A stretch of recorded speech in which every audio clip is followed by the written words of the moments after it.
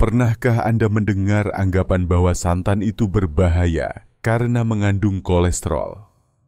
Banyak orang, terutama para lansia, sering merasa ragu ketika hendak mengonsumsi makanan bersantan.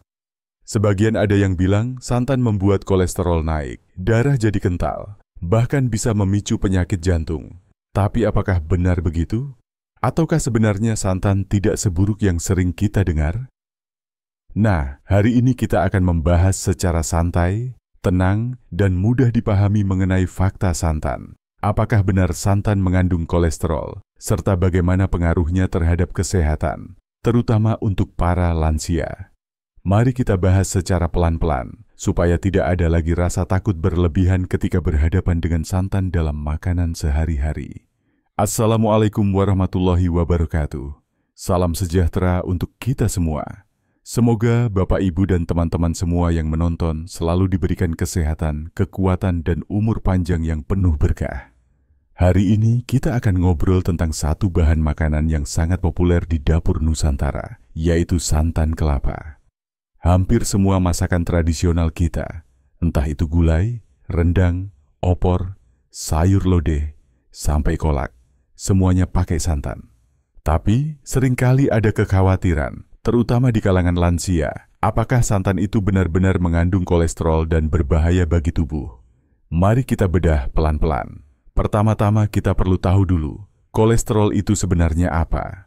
Kolesterol adalah zat lemak yang memang dibutuhkan oleh tubuh kita. Tubuh manusia sendiri secara alami memproduksi kolesterol, dan jumlahnya sebenarnya cukup untuk kebutuhan sehari-hari. Kolesterol ini punya fungsi penting, misalnya untuk membentuk dinding sel, membuat hormon, hingga membantu produksi vitamin D.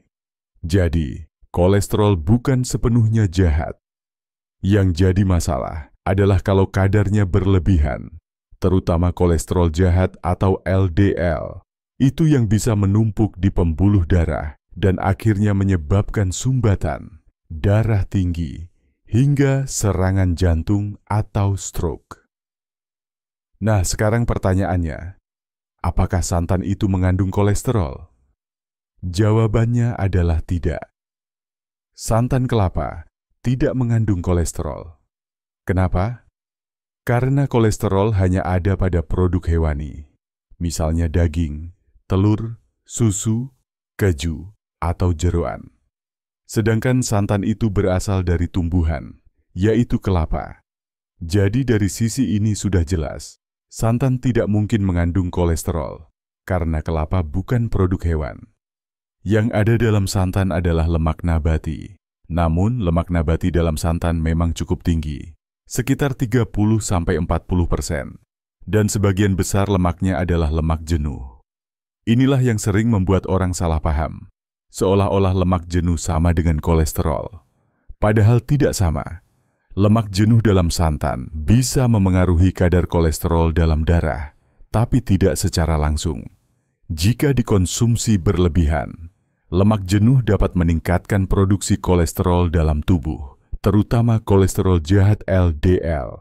Tapi di sisi lain, beberapa penelitian juga menunjukkan bahwa santan kelapa bisa meningkatkan kolesterol baik HDL. Jadi, efeknya tidak selalu buruk, bahkan bisa menyeimbangkan kadar kolesterol kalau dikonsumsi dengan bijak. Buat para lansia, tentu ini jadi penting untuk dipahami. Karena di usia 60 tahun ke atas, metabolisme tubuh sudah mulai melambat. Pembuluh darah juga tidak seelastis dulu, dan risiko penyakit jantung serta stroke jadi lebih tinggi. Kalau santan dikonsumsi berlebihan, apalagi dalam masakan yang penuh minyak dan daging berlemak, itu yang bisa membahayakan kesehatan. Bukan semata-mata karena santannya, tapi karena kombinasi antara santan, minyak, garam, dan bahan makanan lain yang ikut menambah beban tubuh. Lalu, apakah artinya lansia harus berhenti makan santan sama sekali? Jawabannya, tidak perlu. Santan tetap bisa dinikmati, karena santan punya kandungan baik lain yang bermanfaat. Misalnya, santan mengandung asam laurat, sejenis lemak yang juga ada di dalam ASI yang punya sifat antibakteri dan antivirus. Santan juga punya vitamin C, vitamin E, zat besi, magnesium, dan kalium yang bisa membantu menjaga daya tahan tubuh, melawan radikal bebas, serta menjaga kesehatan otot dan tulang. Jadi santan tidak melulu buruk, justru ada manfaatnya kalau dikonsumsi dengan cara yang benar. Tipsnya untuk para lansia, santan sebaiknya dikonsumsi dalam porsi wajar. Jangan terlalu sering. Misalnya setiap hari, apalagi dalam jumlah banyak.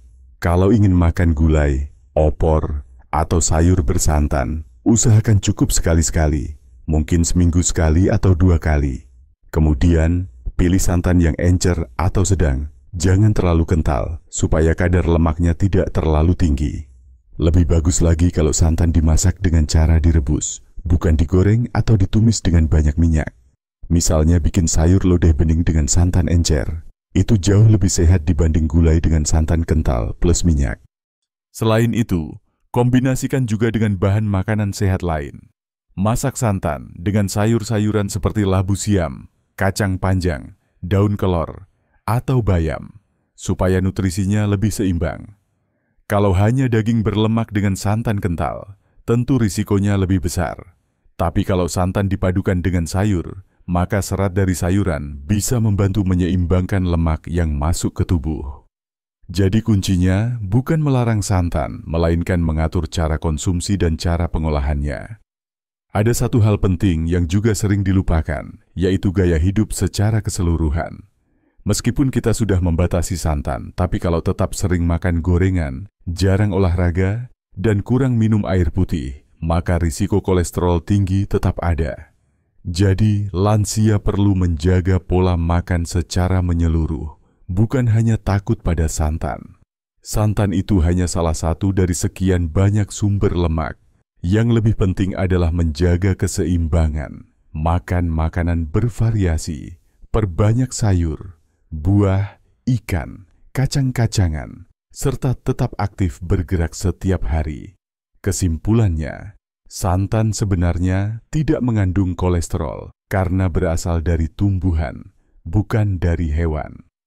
Yang membuat orang salah paham adalah karena santan tinggi lemak jenuh, sehingga kalau berlebihan bisa merangsang tubuh memproduksi kolesterol lebih banyak.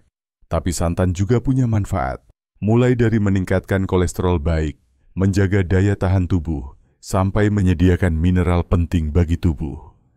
Untuk para lansia, santan tidak perlu dihindari total, tapi cukup dikonsumsi dengan bijak, dalam porsi wajar, dengan cara masak yang sehat, dan dikombinasikan dengan bahan makanan bergizi lain. Jadi, Bapak Ibu tidak perlu takut lagi dengan santan. Boleh saja makan sayur lodeh, opor, atau gulai, asal jangan berlebihan.